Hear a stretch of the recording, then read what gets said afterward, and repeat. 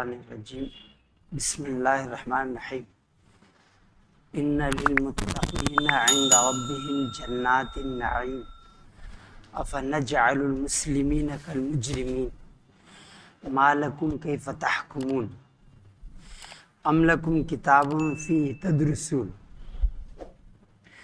اس سورہ قلم کی آیت نمبر 34، 35، 36، 37 آخر تک ان آیت مقدار شانوں نے اپنے دوستوں کا ذکر فرمایا، متقین کا، اس سے پہلے نافرمانوں کا ذکر فرمایا۔ تو اللہ کی سنت ہے کہ دشمنوں کا جب ذکر فرماتے ہیں اللہ تو پھر دوستوں کا ذکر فرماتے ہیں۔ ان المتقین، تو یہاں فرمایا متقین لفظ، متقین تقوی بولتے ہیں، حفظ النفسی عما یوسم، اپنے آپ کو گناہوں سے بچانا۔ ان سب سے بڑا گناہ ہے کفر و شرک، نفاق، ریا، ان سے بچانا، دکھاوا، ہر نافرمانی سے بچانا۔ اور یہ کیسے بچانا؟ کیسے؟ بترک المحظور، جو چیزیں منع ہیں اسلام میں، حرام کام، ان سے بچ کے۔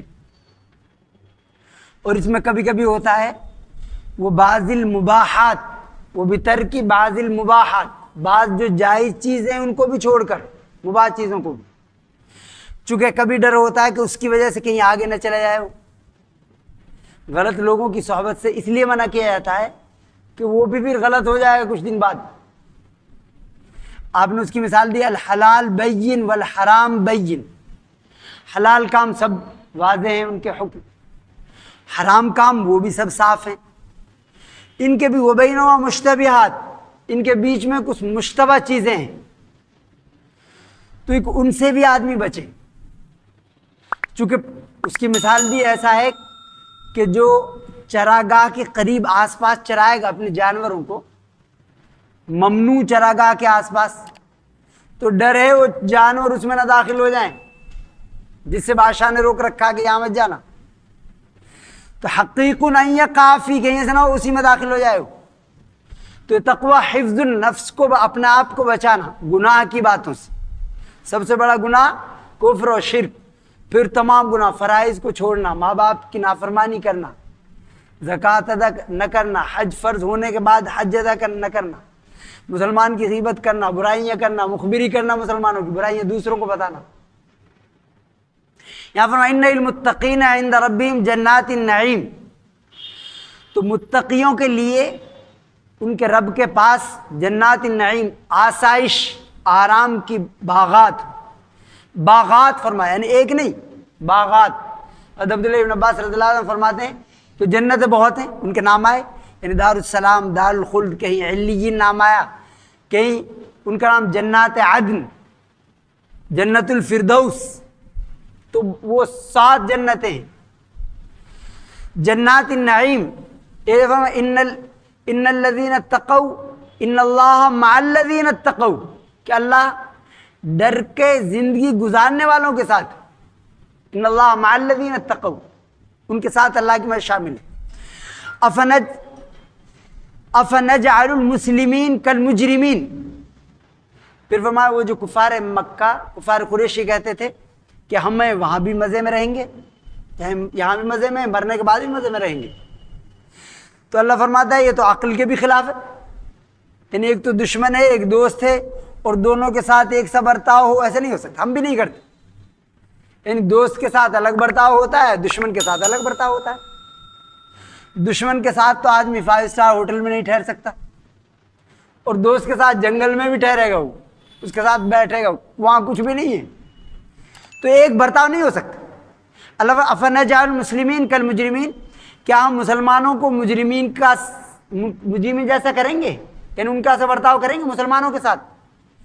اچھا، مسلمان نام یہ نہیں خاص ڈش، خاص کپڑے پہننے والے، یہ نہیں، مسلمان کے دخول فی السلم، یعنی امن میں داخل ہونا، اسلام کے معنی۔ تو ایک اسلام ایسا ہے کہ بس اقرار کر لیے زبان سے، دل میں اترا ہو یا نہ اترا ہو، اس کو بھی قرآن نے کہا قالت الاعراب آمنا۔ اللہ فرماتا ہے کہ یہ دیہاتی لوگ آ کے آپ سے کہتے ہیں کہ ہم ایمان لے آئے، ان سے کہو ولیکن قولوا اسلمنا، اسلمنا کہو، یعنی ہم نے اپنے آپ کو اعتراف کر لیا، ہم نے زبان سے، دل میں اترا یا نہ اترا اس سے الگ۔ اور ایک اس سے بڑھ کر ہے، یعنی ایمان سے اوپر کی بات ہے کہ زبان سے بھی اعتراف کرتے ہیں، دل سے بھی تصدیق کرتے ہیں، اور ہاتھ پیروں سے گواہی دیتے ہیں کہ ہم اللہ پر، آخرت پر یقین رکھتے ہیں۔ حضرت حذیفہ بن یمان رضی اللہ تعالیٰ عنہ صحابی رسول ہیں، صاحب سر رسول اللہ کہا جاتا ہے ان کو، آپ صلی اللہ علیہ وسلم کے رازدار۔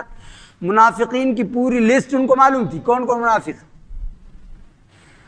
تو وہ ان سے پوچھا گیا نفاق کیا ہے، تو انہوں نے کہا نفاق یہ ہے ان تتکلم بالاسلام وتعمل ولا تعمل به، یعنی تم زبان سے تو اسلام کرو اور عمل اس پہ کچھ نہ کرو۔ اسلام کہتا ہے نماز فرض ہے، نماز پڑھتا ہی نہیں، ماں باپ کی خدمت فرض ہے، وہ تو ماں باپ خدمت ہی نہیں کرتا، بیوی بچوں کے حقوق ادا کرنا فرض ہے، بیوی بچوں کو حقوق بھی ادا نہیں کرتا، پڑوسیوں کو حقوق ادا کرنا فرض ہے، وہ بھی نہیں کرتا، اور کہتا ہے یہ سب باتیں بناتا ہو، تو یہ نفاق ہے، عملی نفاق۔ افنجعل المسلمین کالمجرمین، تو اس کا اعلیٰ درجہ یہ ہے کہ زبان سے بھی اعتراف، دل سے بھی تصدیق، ہاتھ پیر سے بھی وہ گواہی دیتا ہے کہ آخرت میں اس کے یقین ہے، تو یہ اعلیٰ درجہ۔ اس کا ذکر فرمایا ابراہیم خلیل اللہ کے لیے، اللہ نے ان سے کہا کہ اسلم، اطاعت کرو، فقال اسلمت لرب العالمین، اور فوراً کہا کہ میں نے اللہ اس کے رسول کی اطاعت کی۔ تو یہ غیر مشروط خوشی خوشی اللہ کے احکامات کو ماننا، یعنی یہ اسلام ہے۔ اللہ فرماتا ہے کہ ہم اطاعت فرما برداروں کے ساتھ جو نافرمان ہیں ان کا سلوک نہیں کریں گے۔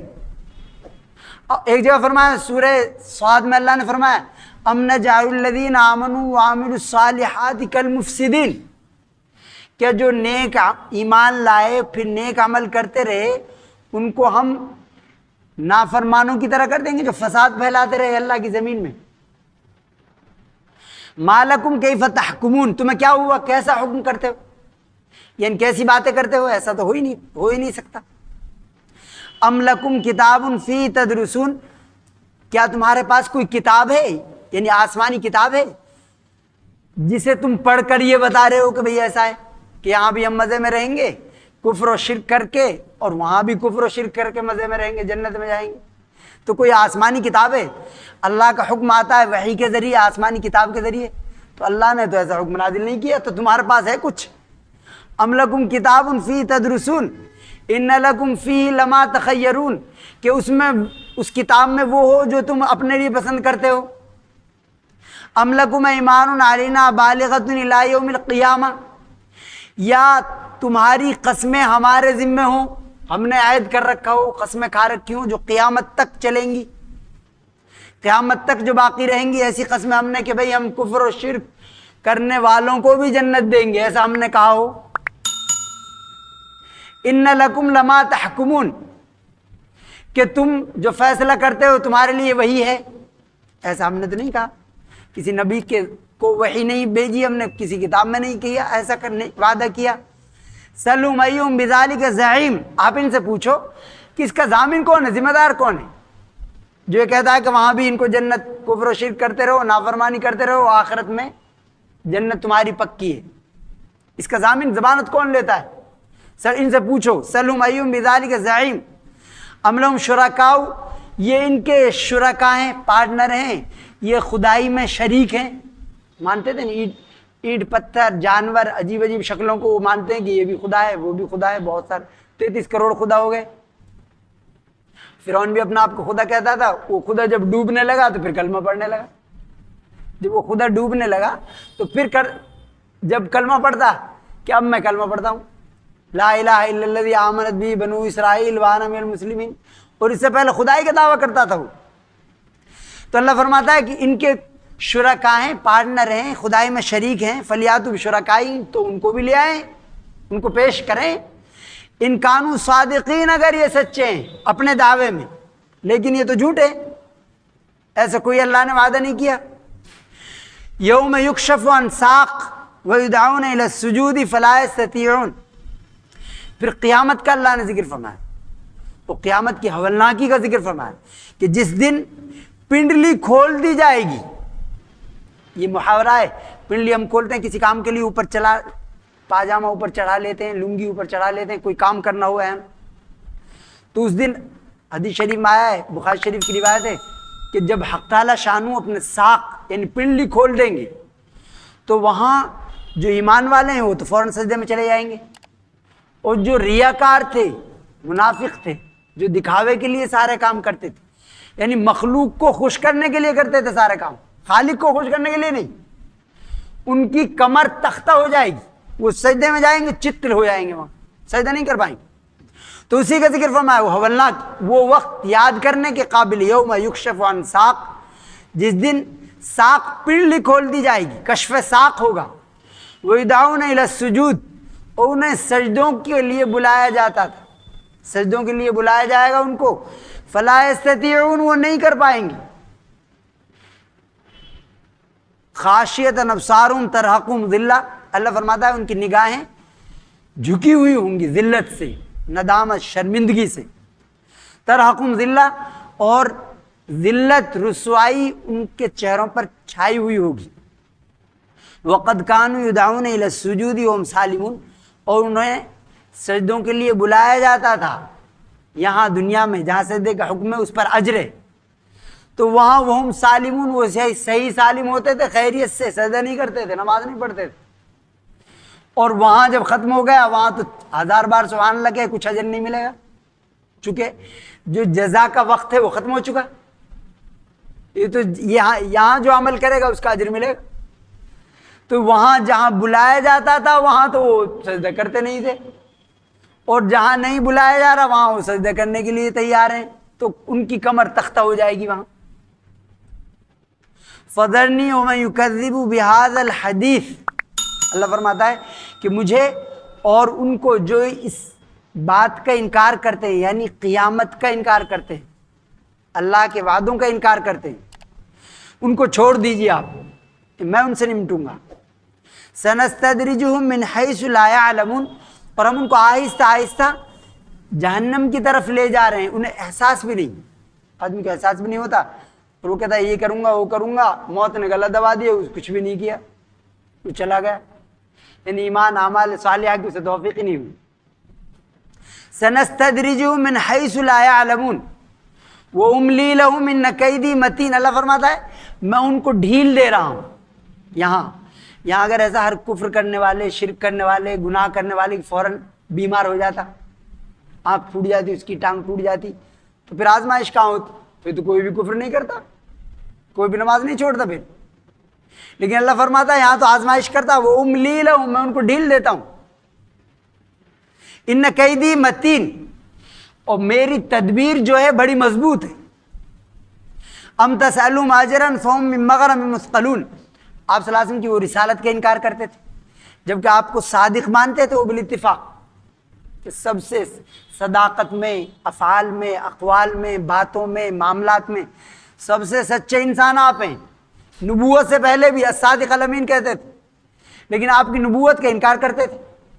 تو اللہ فرماتا ہے ام تسألهم اجرا فهم من مغرم مثقلون، یعنی کیا آپ ان سے کچھ مانگتے ہیں، کچھ پیسے، اجر مانگتے ہیں اس کے، یعنی اللہ کا پیغام بندوں تک پہنچانے کا، کہ وہ اس تاوان سے، فائن سے دبے جا رہے ہوں کہ بھئی اتنے سارے پیسے کا مطالبہ کر دیا، اتنے پیسے تو چندہ بھی نہیں ہو سکتا، جو ان کو مشکل لگ رہا ہو. فهم مغرم مثقلون ام عندهم الغیب فهم یکتبون، یا ان کے پاس غیب کا علم ہے کہ وہ لکھ رہے ہیں، یعنی یہ کہ ان کی بات نہیں ماننی. تو ان کے پاس نہ تو غیب کا علم ہے اور نہ آپ ان سے رسالت کا، اللہ کا پیغام پہنچانے کا اجر مانگ رہے ہیں. فاصبر لحکم ربک، تو آپ اپنے رب کے حکم پر جمے رہیے، یعنی آپ ان کے لیے جلدی سے بد دعا نہ فرمائیے کہ یہ مانتے نہیں. اور وہ کہتے تھے فاتنا بما تعیدنا، کہ جو آپ ہم سے وعدہ کرتے ہیں جن چیزوں کا لے آئیے ہو، یعنی وہ یہ کہتے تھے کہ وہ لے آؤ، تم کہتے نا عذاب آئے گا تو لاؤ، کیوں نہیں لا رہے وہ عذاب؟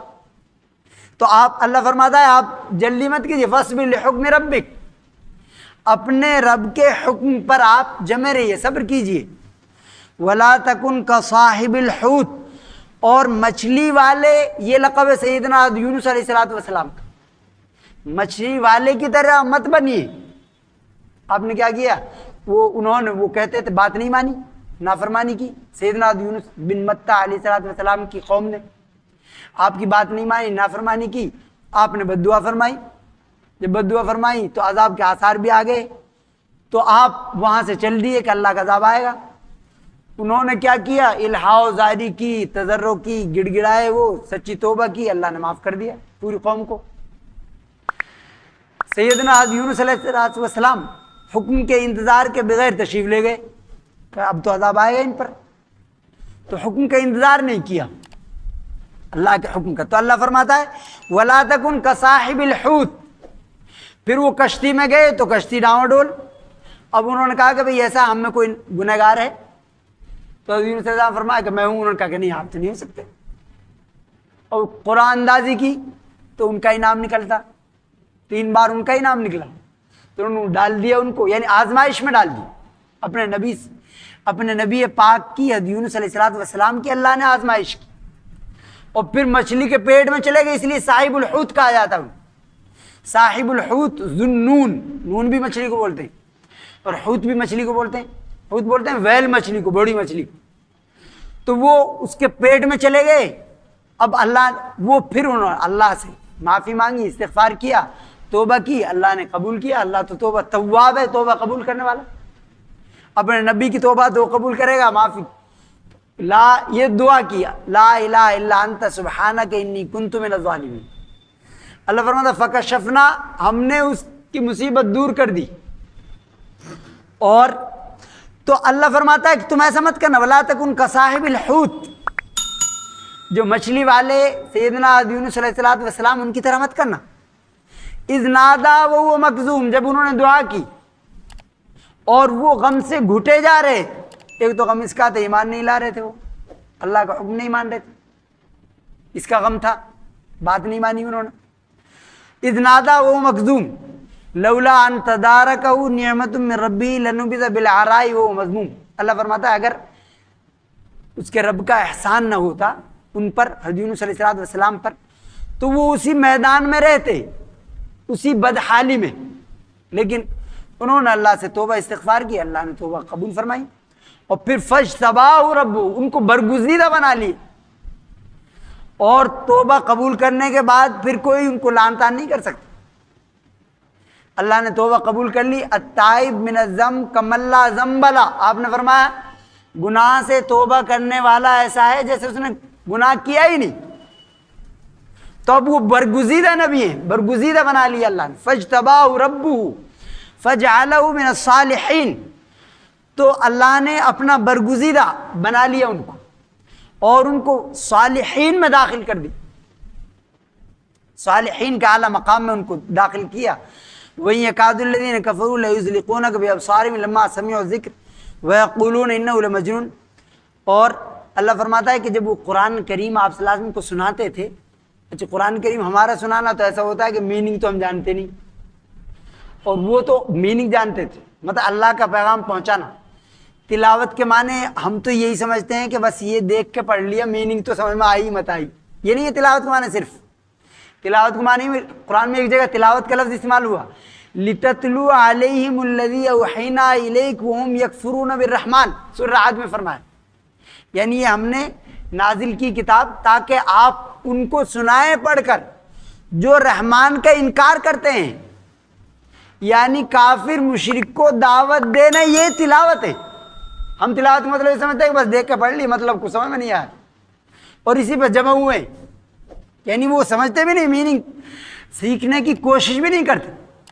اللہ فرماتا ہے لِتَتْلُوَ عَلَيْهِمُ الَّذِي أَوْحَيْنَا إِلَيْكَ وَهُمْ يَكْفُرُونَ بِالرَّحْمَٰنِ، جو رحمان کا انکار کرتے ہیں تاکہ آپ ان کو پڑھ پڑھ کر سنائیں، ان کو دعوت دیں۔ تو جب آپ قرآن سے ان کو دعوت دیتے، اللہ کا پیغام ان کو سناتے، کفار مشرکین کو، تو وہ گھور گھور کر دیکھتے، یعنی ان کو گنا گزرتا۔ اگر برا آدمی اچھے لوگوں کے سامنے، اچھے لوگوں میں آ جائے تو وہ ٹھہر نہیں سکتا زیادہ دیر، جو نماز نہ پڑھتا وہ کبھی بھی ناپاک رہتا، وہ مسجد میں آئے گا نہیں، وہ باہر ہی رہے گا وہ۔ لیکن پاک آدمی کے لیے مشکل نماز ہو رہی ہو، وہ باہر نہیں کھڑا ہو سکتا، وہ نماز پڑھے گا، مسجد میں آئے گا، تو وہ کیا ان کو برا لگتا، گھور گھور کر دیکھتے. جب اللہ کے رسول صلی اللہ علیہ وسلم کو قرآن پاک کے ذریعے دعوت دیتے، اللہ کا پیغام پہنچاتے. وہیں یکاد الذین کفروا، یہ کافر لوگ جو ہیں قریب ہے کہ یہ آپ کو پھسلا دیں گے اپنی نگاہوں سے. لما سمعوا ذکر، جب اللہ کا کلام یہ سنتے ہیں، وَيَقُولُونَ إِنَّهُ لَمَجْنُونٌ، اور یہ کہتے ہیں کہ یہ پاگل ہے، دیوانہ ہے، مجنون. لیکن ایسا کلام وہ سناتا ہے جس میں یہاں کی اصلاح ہے اور آخرت کی فلاح ہے، کامیابی ہے. تو ایسا پاگل آدمی ایسی باتیں کہے گا؟ ایسا آدمی نہیں کہہ سکتا. وَيَقُولُونَ إِنَّهُ لَمَجْنُونٌ، اللہ فرماتا ہے وَمَا هُوَ إِلَّا ذِكْرٌ لِلْعَالَمِينَ، یہ تو نسخہ کیمیا ہے، یعنی کامیابی کا نسخہ ہے، حقیقی کامیابی کا. ایک تو صرف یہ ہے کہ دنیا تک کامیابی ہے، وہ مرنے کے بعد کوئی ضمانت نہیں. یہ ایسا کامیابی کا نسخہ ہے جو رہتی دنیا تک، پھر آخرت میں کامیابی کا نسخہ ہے. اللہ فرماتا ہے اور یہ تو سراپا نصیحت ہے تمام جہان والوں کے لیے.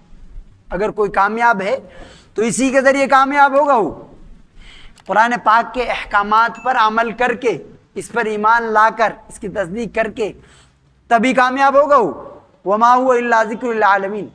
حسن بصری فرماتے ہیں کہ نظر بد لگ جاتی ہے کسی کو، نظر وہ عین، العین حق، نظر لگ جاتی ہے. اسی لیے اللہ کا نام شامل کرے آدمی کہ ماشاءاللہ یہ مکان اچھا ہے، صحت اچھی ہے، علم اچھا ہے، کمال اچھا ہے، دکان اچھی ہے. اللہ کا نام شامل کرے، ایسے نہ کرے بغیر کہ یہ کیا، یہ تو بہت تو اس میں نظر اپنی بھی لگ جاتی ہے. تو انہوں نے حسن بصری فرماتے کہ اگر نظر لگ جائے تو یہ آیت کریمہ پڑھے وَإِن يَكَادُ الَّذِينَ كَفَرُوا لَيُزْلِقُونَكَ بِأَبْصَارِهِمْ لَمَّا سَمِعُوا الذِّكْرَ وَيَقُولُونَ إِنَّهُ لَمَجْنُونٌ وَمَا هُوَ إِلَّا ذِكْرٌ لِلْعَالَمِينَ. یہ دو آیتیں تو انشاءاللہ اسے فوری فائدہ ہوگا.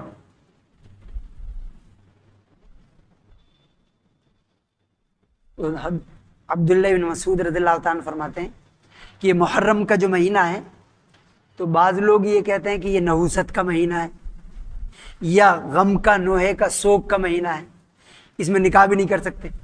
یہ صحیح نہیں، ایسا کہنا صحیح نہیں، چونکہ یہ تو بہت بابرکت ہے. اس میں تو آپ صلی اللہ علیہ وسلم نے فرمایا کہ اللہ کا مہینہ ہے، تو اللہ کا مہینہ، اس میں روزے رکھنے کی بڑی فضیلت ہے، نیک کام کی بڑی فضیلت، اور یہ سعادت کی بات ہے. اور حضرت عبداللہ بن مسعود فرماتے ہیں کہ جس نے لیس منا، وہ ہم، آپ نے فرمایا، آپ صلی اللہ علیہ وسلم نے، ہم میں سے وہ نہیں ہے جو سوگ اور ماتم کرے. اچھا ایک ہے نوحہ، نوحہ مطلب زبان سے چیخنا، چلانا، یہ کہنا رہے ہمارے موت کو یہی ملے تھے اور کوئی نہیں تھا، پڑوسی کا نہیں گیا، ہمارا بیٹا ہی چلا گیا، ایسی باتیں کرنا، یہ اس کا نام لے لے کے چیخ و پکار کرنا، اس سے منع فرمایا، یعنی یہ جائز ہی نہیں اسلام نوحہ کرنا. اور پھر بیوہ عورت کے علاوہ کسی کے لیے 3 دن سے زیادہ سوگ کرنا ہی جائز نہیں اسلام. 3 دن سے زیادہ سوگ کرنا، ماتم کرنا، یہ شرم جائز نہیں. بیوہ کے لیے یہ، اپنے شوہر کے لیے وہ 4 مہینہ 10 دن تک سوگ کرے گی، لیکن اسے لمبا سوگ کرنا، سوگ کا مہینہ اسے بنانا یا کہنا، اس میں نکاح نہ کرنا، یہ شرم جائز نہیں. آپ نے فرمایا کہ فلیس منا، ہم میں سے وہ نہیں ہے، اس کا ہم سے کوئی تعلق نہیں. من ضرب الخدود، جو اس طرح نوحہ کرے کہ اپنے رخسار پیٹے، اپنے بال نوچے، وہ شق الجیوب، اپنا گریبان پھاڑے، ودعا بدعوى الجاہلیہ، اور جاہلیت کی باتیں کرے، وہ ہم میں سے نہیں، آپ نے فرمایا. تو اس لیے یہ غم کا مہینہ ہے، آپ غم کا مہینہ تو یہ اللہ کا مہینہ ہے، تو غم تو چونکہ جائز نہیں 3 دن سے زیادہ نوحہ سوگ، اس لیے غم کا مہینہ تو ہے نہیں. اور دوسری بات یہ کہ نحوست کا مہینہ، تو نحوست کا مہینہ اس لیے نہیں ہے کہ نحوست جو شہادت ہے، اگر اس وجہ سے نحوست کہتے ہیں کہ بھئی اس میں غم لاحق ہوا یا آپ سے شہید ہوئے سیدنا حسین رضی اللہ تعالیٰ عنہ، جو تمام نوجوانوں کی جنت میں سردار ہوں گے، اور ان کا نام بھی آپ صلی اللہ علیہ وسلم نے رکھا، کان میں بھی اذان آپ صلی اللہ علیہ وسلم نے دی، اور ان کے لعاب دہن میں شہد چٹایا، تحنیک بھی آپ صلی اللہ علیہ وسلم نے فرمائی، اور آپ صلی اللہ علیہ وسلم بے پناہ ان سے محبت فرماتے تھے. اور ان سے محبت کرنا ایمان کا جز ہے، یعنی تمام اہل بیت سے، آپ صلی اللہ علیہ وسلم کی ازواج مطہرات سے، آپ کے نواسوں سے، آپ کی صاحبزادیوں سے، سب سے، سیدہ فاطمہ اور تمام زینب، رقیہ، ام کلثوم، سب سے محبت کرنا اور ان کی عظمت کرنا یہ ایمان کا جز ہے، لیکن نوحہ کا طریقہ نہیں یہ کہ آدمی کرنے لگے نوحہ کرے ماتم کرے، یہ جائز نہیں۔ تو شہادت جو ہے وہ سعادت کی بات ہے، عزت کی بات، اس لیے عزت کی بات آپ صلی اللہ علیہ وسلم تو اس کی خواہش کرتے تھے۔ آپ صلی اللہ علیہ وسلم یہ فرماتے کہ مجھے اللہ کی راہ میں شہید کیا جائے، پھر زندہ کیا جائے، پھر شہید کیا جائے، پھر زندہ کیا جائے، پھر شہید کیا جائے، تیسری بار یہ نہیں فرماتے پھر زندہ کیا جائے، یعنی یہ فرماتے جس کی خواہش نبی پاک صلی اللہ علیہ وسلم کرتے ہوں تو وہ نحوست کی چیز نہیں ہے، وہ تو سعادت کی بات ہے، عزت کی بات ہے، شرف کی بات ہے۔ اور عمر رضی اللہ تعالیٰ عنہ دعا مانگتے اللہ اپنے رسول کے شہر میں مجھے شہادت دینا۔ اور خالد بن ولید کمانڈر ان چیف ہے، 300 لڑائیاں انہوں نے لڑی، وہ خواہش کرتے تھے مجھے شہادت ملے۔ فَلِلَّهِ الْحَمْدُ رَبِّ السَّمَاوَاتِ وَرَبِّ الْأَرْضِ رَبِّ الْعَالَمِينَ وَالْكِبْرِيَاءُ فِي السَّمَاوَاتِ وَالْأَرْضِ وَالْعَزِيزُ الْحَكِيمُ اللهم صل على محمد وعلى آل محمد كما صليت على إبراهيم وعلى آل إبراهيم إنك حميد مجيد اللهم بارك على محمد وعلى آل محمد كما باركت على إبراهيم وعلى آل إبراهيم إنك حميد مجيد۔ یا اللہ مذہب الحمد سے بغیر استحقاق ہمارے گناہوں کو معاف فرما، یا اللہ ہماری خطاؤں کو درگزر فرما، یا اللہ ہر کفر کو، ہر شرک کو اسلام اور ایمان میں تبدیل فرما، یا اللہ ہر معصیت اور گناہ کو اطاعت میں تبدیل فرما، یا اللہ جو پریشان حال ہیں پریشان کو دور فرما، یا اللہ جو بیمار ہیں ان کو شفا کو نصیب فرما، یا اللہ جو وفات پا چکے ہیں ان کو مغفرت فرما، یا اللہ جو بے روزگار ہیں ان کو حلال روزگار میسر فرما، یا اللہ اپنی سچی محبت سچی معرفت پیدا فرما، اپنے رسول پاک صلی اللہ علیہ وعلى آلہ وصحبہ وسلم آپ کے صحابہ کی، آپ کے اہل بیت کی سچی محبت سچی اطاعت پیدا فرما، یا اللہ ہمارے افراد کی، ہمارے اداروں کی حفاظت فرما، یا اللہ ہماری جان مال عزت آبرو کی حفاظت فرما، یا اللہ جب تک ہمیں زندہ رکھ اسلام پر ایمان پر قرآن و سنت پر زندہ رکھ، جب موت دے ایمان عطا فرما، یا اللہ اس مجلس کو قبول فرما، یا اللہ اس مجلس کو قبول فرما، یا اللہ سنت سنانے قبول فرما۔ اللہم انا نسألک من خیر ما سألک منہ نبیک محمد صلی اللہ علیہ وعلى آلہ وصحبہ وسلم، ونعوذ بک من شر ما استعاذ منہ نبیک محمد صلی اللہ علیہ وعلى آلہ وصحبہ وسلم، وانت المستعان وعلیک البلاغ ولا حول ولا قوة الا باللہ، صلی اللہ علیہ خیر خلق محمد وعلى آلہ وصحبہ وسلم برحمتک۔